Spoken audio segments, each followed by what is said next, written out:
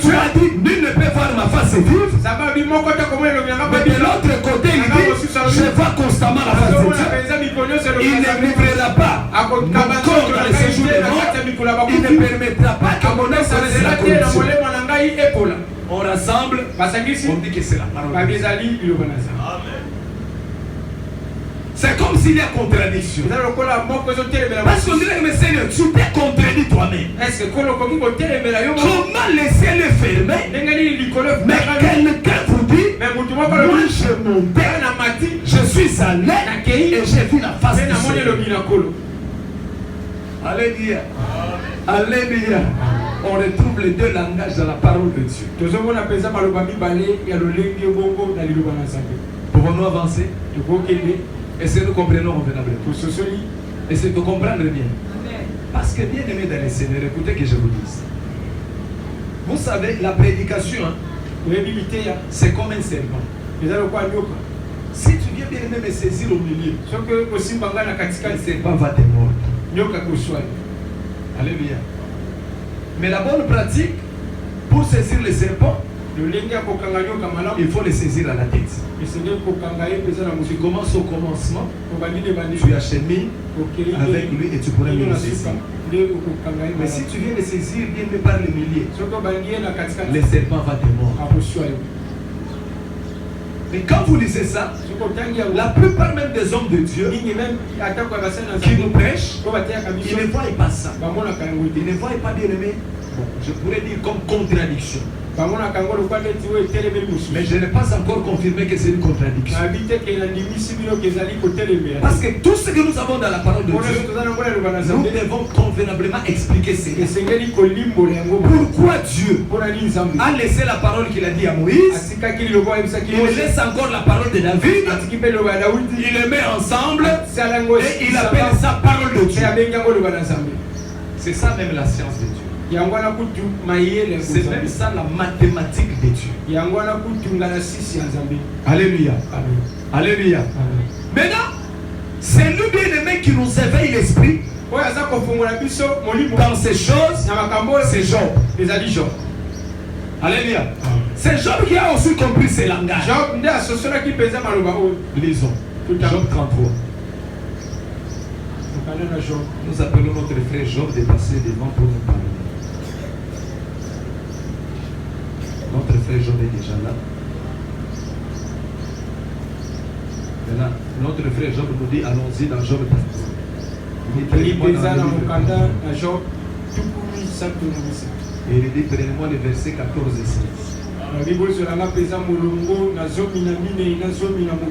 Nous voulons comprendre notre frère Job. Ce frère est très important. Notre frère Job 33,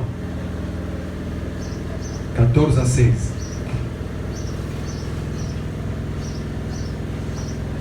Et bien aimé, tu es ta Bible parce qu'aujourd'hui nous sommes devant le Seigneur qui nous enseigne. Job 33. Lisons, la Bible dit quoi? Vous y êtes? Ça va. Lisons. Dieu parle. Qui croit que Dieu parle?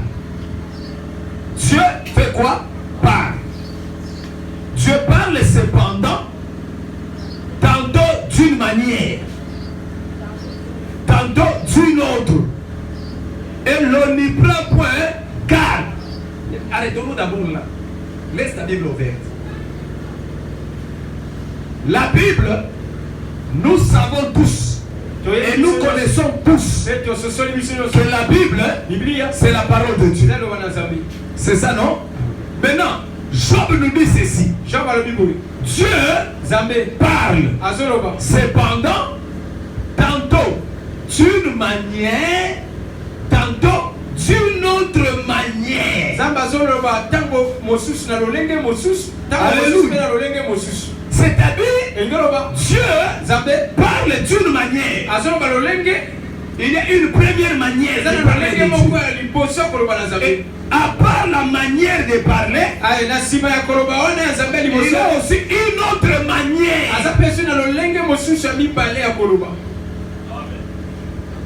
Alléluia. Alléluia. C'est que bien aimé, il ne faut pas C'est limité à la manière. Si vous voulez comprendre Dieu, il faut comprendre Dieu dans la manière et dans l'autre manière. Est-ce que vous me comprenez bien? Alléluia. Ce n'est pas moi qui l'ai dit. C'est notre frère Job qui l'a dit. Il dit, vous devez savoir que quand Dieu parle, il parle cependant d'une manière et d'une autre manière. Dieu a deux manières de parler. Il a une manière et une autre manière. Mais les autres manières, c'est comme si Dieu se contredit. Parce que c'est la manière de Dieu de parler. Il parle d'une manière, il parle d'une autre manière. Amen. Alléluia. Ne vous limitez pas seulement à la manière. Mais il faut aussi aller dans l'autre manière. Amen. Donc si tu te limites à la manière, tu ne comprendras pas l'autre manière. C'est pour continuer. Amen. Alléluia. Tantôt d'une manière, et la Bible dit quoi? Et l'on n'y prend pas garde. Alléluia. Regardez, tu pouvais très bien mettre devant la Bible. Tu lis Psaume 16 et tu lis encore Exode 33. Tu ne prends pas garde.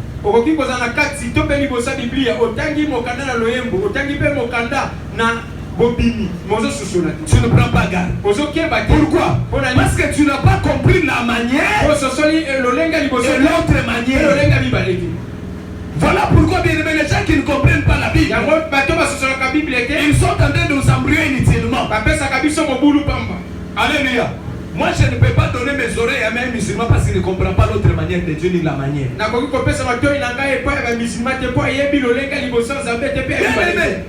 Bible, ce n'est pas un livre que tout le monde lit et le comprend.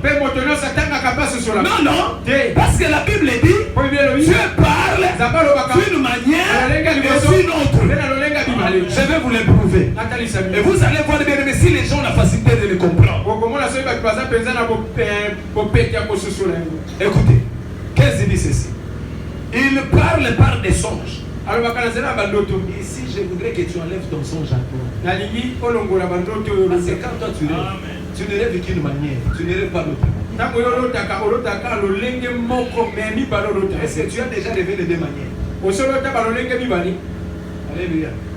Il a passé dans l'autre. Mais l'autre manière, c'est quoi? Parce que la Bible dit Dieu parle d'une manière et d'une autre. Nous allons comprendre ces songes aujourd'hui. Alléluia. Dieu parle, il parle par des songes, par des visions nocturnes. Retiens ça. Quand les hommes sont livrés à un profond sommeil, quand ils sont endormis sur leur couche, alors il leur donne des avertissements et met le son à ses instructions. C'est quand Dieu parle d'une manière et d'une autre par des songes, il est en train de donner des avertissements et il met les sons à ses instructions. Et il confirme que ce sont mes instructions. Personne ne peut les changer. Mais la Bible dit quoi? Il parle aux hommes. Allons-y voir ces hommes-là. Par qui Dieu parle? Alléluia. Alléluia. Le premier homme que nous voulons visiter, c'est notre bien-aimé Pharaon. C'est notre bien-aimé. Parce que Dieu lui a parlé en songe. C'est ça, non? Je ne parlais pas des songes. Et vous allez comprendre que c'est que la Bible a dit. La Bible ne se contredit pas. Allons-y chez Pharaon. Genèse chapitre 41.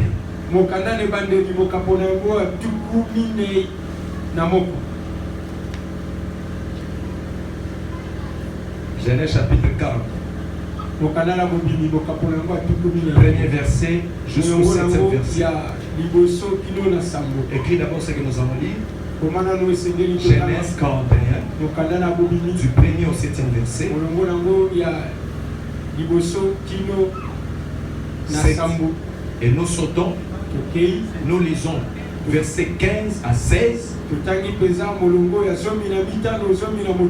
Et nous sautons, nous terminons par le verset 25. Tu as bien écrit? Ça va. Alors je voulais que bien aimé nous puissions. Genèse 41. Nous commençons par le 1er jusqu'au 7e verset. Je voudrais que bien. Non, ici j'aime bien que tu ouvres ta Bible, tu la laisses ouverte. Tu ne fermes pas ta Bible. Parce qu'il y a des choses que nous allons découvrir. Voilà pourquoi on dit que quand, si quelqu'un dit qu'il fasse quoi, attention. Ouvre convenablement ta Bible. La Bible dit. Mais malheur à ceux qui n'ont pas de Bible, regarde, jette un coup d'œil à la Bible. Il faut donner la Bible à l'église. Si tu n'as pas la Bible, fais attention au royaume de Dieu. Alléluia.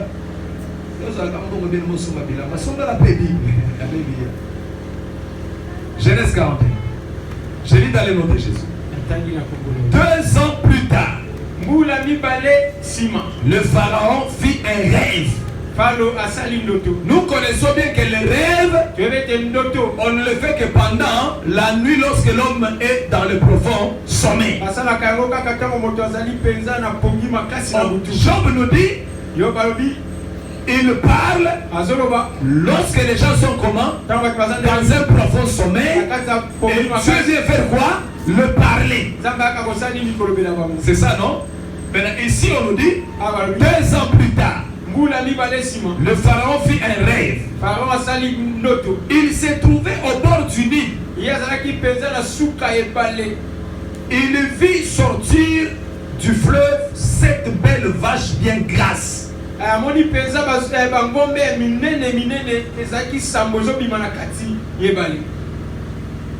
qui se mirent à brouter l'herbe de la rive.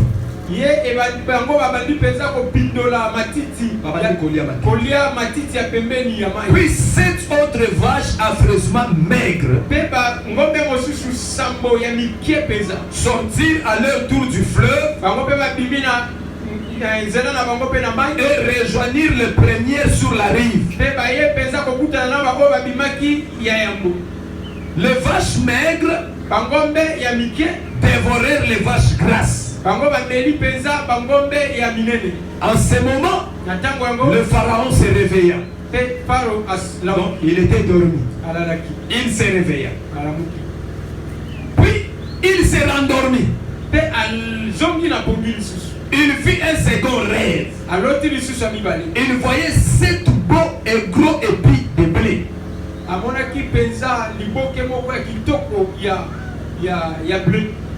qui poussaient sur la même tige. Ensuite poussèrent 7 autres épis. Ensuite poussèrent 7 autres épis.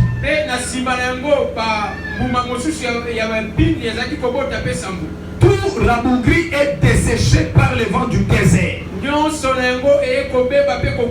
Non, les 7 autres épis qui étaient maigres et desséchés. Nous parlons des songes des pharaons. Tu le connais bien dans la parole. Il faut bien interpréter ça. Je continue. Ensuite poussèrent 7 autres épis. Tout rabougri est desséché par le vent du désert. Les épis rabougris engloutirent les épis beaux et bien remplis. Alors le pharaon se réveilla et se rendit compte qu'il avait rêvé. Ça c'est quoi? Le premier songe. Pharaon dort. Pendant la nuit, il voit un songe. Quel est le songe? Il était au bord du fleuve Nil. Mais quand il regardait, il voit 7 vaches grasses. sortaient quoi? Du fleuve. Maintenant, c'est 7 vaches qui sortaient du fleuve. Ils ont commencé à brouter l'herbe du rive du fleuve. Après, il voit encore 7 vaches maigres. Tous sortent du fleuve. Mais les maigres sont venus. Ils ont commencé à avaler les vaches grasses. Ah, Pharaon se réveille. Il dit, oh, ça c'est quoi? Qu'est-ce que j'ai rêvé? Par après, sans explication, il se l'endort encore. Encore un deuxième songe. Voyez, une manière et une autre. Alléluia. Il fait encore un rêve. Il voit bien aimé une tige, mais qui avait 7 épis gras. Qui était bien aimé dans les Seigneurs de bonne santé. Mais il voit encore d'autres épis, mais qui étaient desséchés. Mais ces épis desséchés consommaient les épis qui étaient en bonne santé. Et directement les songes prennent fin. Alléluia. Il se réveille. Voilà. Il a vu un rêve. 2 songes. Alléluia. 2 songes.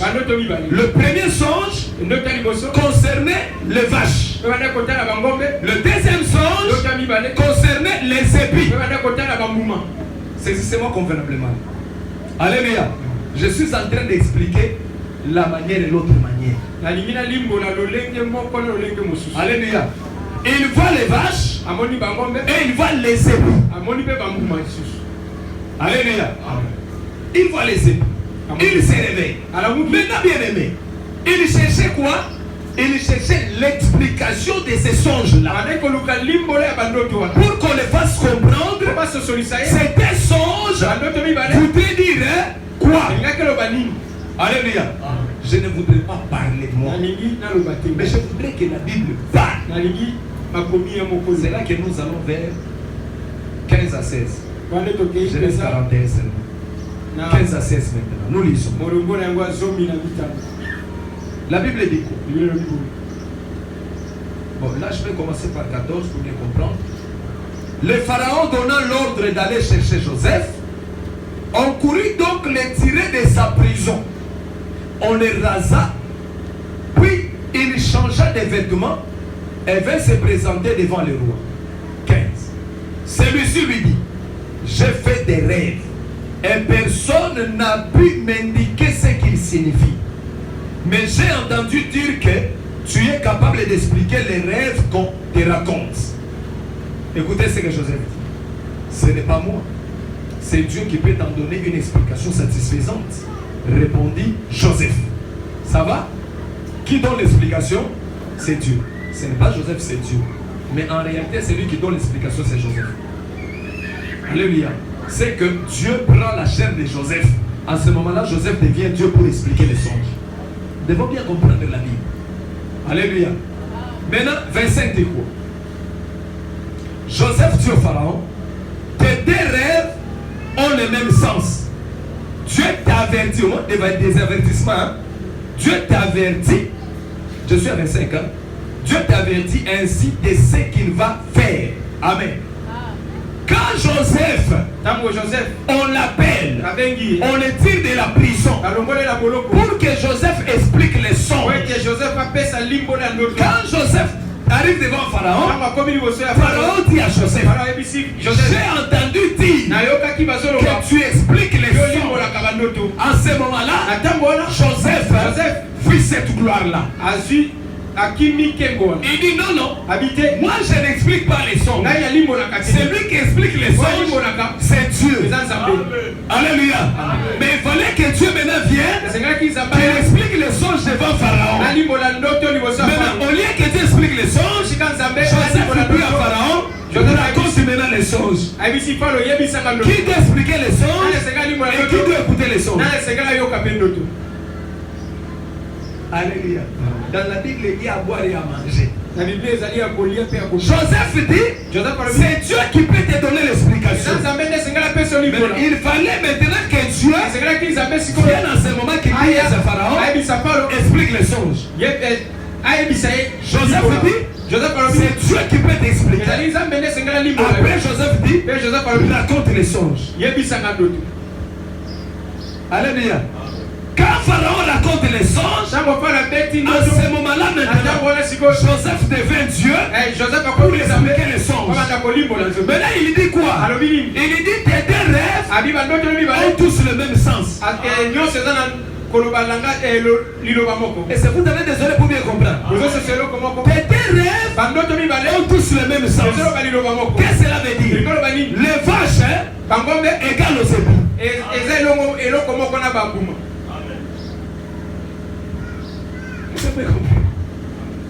Alléluia. Alléluia. Alléluia.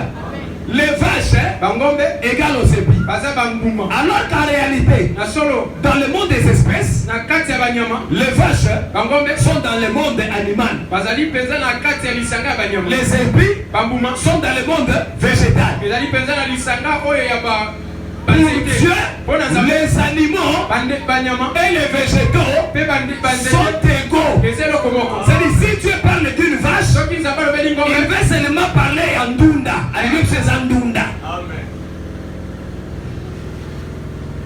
Est-ce que vous comprenez? Alléluia. Alléluia. Donc, yo kota la tepo, et kozala, zamba lobeli ngombe. Yo bando kenda olukaka ka ngombe. Zoke za ngombe te za ndunda ne zamba ngolo belo na zela ngombe. Est-ce que vous comprenez? Ce n'est pas moi qui l'ai dit. Joseph dit, mais ce n'est pas Joseph qui donne. Parce que c'est lui qui donne l'explication. C'est Dieu. Maintenant Dieu répond par Joseph à Pharaon. Il dit, tes deux songes ont tous la même explication. C'est-à-dire, si tu donnes l'explication des vaches, égale aux explications des épis. Vous me comprenez? Donc tu ne peux pas dire les vaches sont autre chose, les épis sont autre chose. Non. Parce que quand vous regardez l'explication, Joseph dit ceci. Les 7 vaches, ce sont les 7 années. Alléluia. Les 7 vaches, ce sont les 7 années. Et les 7 épis, ce sont les 7 années. C'est la même chose. Alléluia. Ne confondez pas les épis et les vaches. C'est-à-dire, c'est Dieu qui a parlé d'une manière. D'une manière, il a utilisé les vaches. Mais de l'autre manière, il utilise les épis. Si Dieu te parle des vaches, mais va pas dans la Bible, commencez seulement à chercher les vaches. Tu ne verras pas peut-être les vaches dont Dieu a parlé. Or Dieu a deux manières de parler. Il parle tantôt d'une manière, tantôt d'une autre. Est-ce que quelqu'un me comprend? Est-ce que quelqu'un me comprend? Pour encore bien aimer dans les Seigneur appuyer sur ce que nous disons, nous serons encore chez notre frère Joseph. Alléluia. Genèse chapitre 37.